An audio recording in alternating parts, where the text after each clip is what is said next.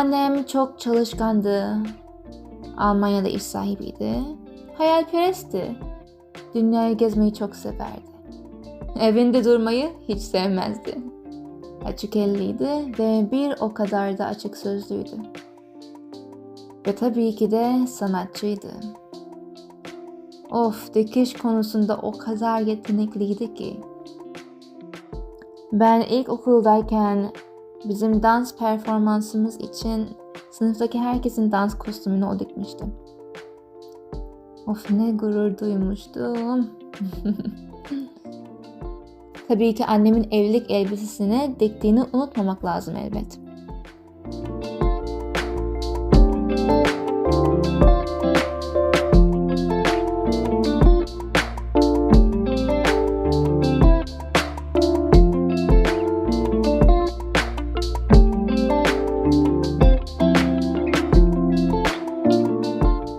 Kardeşim ve ben Türkiye'de doğup büyüdüğümüz için babaannemizi sık sık ziyaret ederdik. Benim en erken anılarımdan biri, ben 4 yaşındaydım.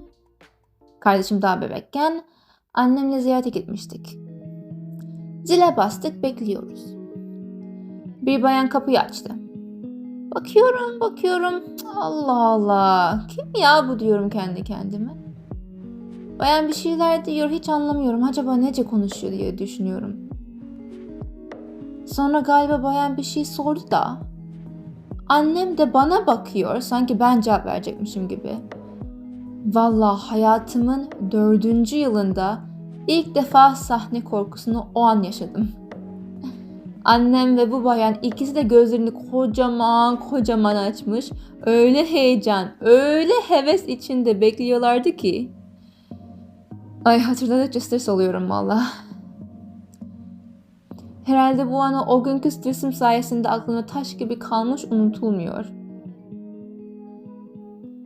Neyse, annem sağ olsun stresten kas katı olmuş halimi görünce Japonca ile "Sena, hatırladın mı kim?"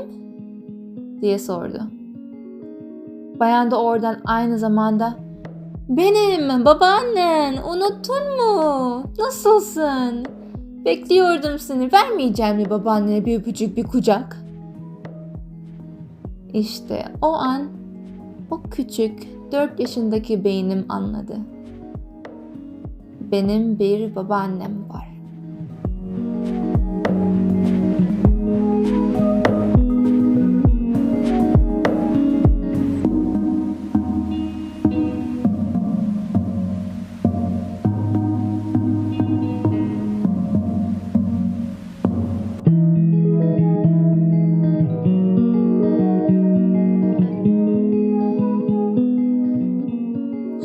Benden bu kadar. Mikrofonu kardeşime veriyorum.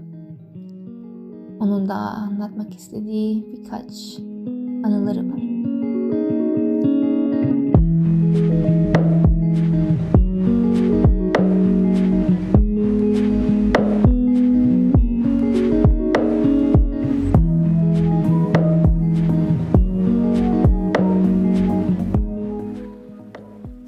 Benim babaanneyle olan en güzel anılarımdan bir tanesi. Gerçi sadece bir tane değil, kolektif bir anı. Hatta rutin gibi diyebiliriz. Biz hep babaanneyle uzak yaşadık. Evlerimiz uzaktı. O sürekli taşındı. Taşınmayı seven bir insandı. Büyükada'yı çok severdi bu arada. İşte Büyükada'ya gitti geldi. İstanbul'da kaldı. İstanbul'da yerler değiştirdi. Sonra biz ailecek Almanya'ya taşındık ettik falan derken hep uzaktık. Telefon üzerinden iletişim kuruyorduk çoğunlukla ve artık kendisine alışkanlık edilmiş her telefon görüşmemizde "Ne zaman geliyorsun?" cümlesi her daimdi. Her zaman duyardık ve hatta biraz da beklenti içindeydik diyebiliriz. Ve en sonunda "Tamam babaanne, bugün ben ve ablam geliyoruz, sana kalmaya geleceğiz" dediğimizde istisnasız bir şekilde hep şey derdi: "Aa, çok güzel, o zaman ben Size mantı açarım ve dolma sararım. Çünkü mantı benim en sevdiğim yemek. Dolma da ablamın. Yanına da çoğu zaman patlıcan, sebze kızartması, üstüne yoğurt, üstüne de domates salçası, böyle müthiş yağlı ama efsane lezzetli bir sofra hazırlardı bize. Hep küçük bir oturma odası vardı onun. Gerçi yemek masasında yemezdik hiçbir zaman. Onun hep bir koltuk, bir televizyon, bir tane de küçük boyda masa koyduğu bir odası vardı. Çok iyi hatırlıyorum. Koltuğun önüne masayı koyup televizyon karşısında masayı donataraktan tabağı elimizde veya kucağımızda yemeğimizi yerdik, akşam yemeği. Birbirimize konuşmasak da o aynı ortamı paylaşmak, o rahatlığı, o sakinliği beraber yaşamak hep ayrı bir his verirdi, güzel bir his verirdi. Hani evdeymişiz hissi verirdi. Babaanne evi sonuçta. Evet. Yani her gün görüşmüyor olsak da, yakın olmasak da birbirimize,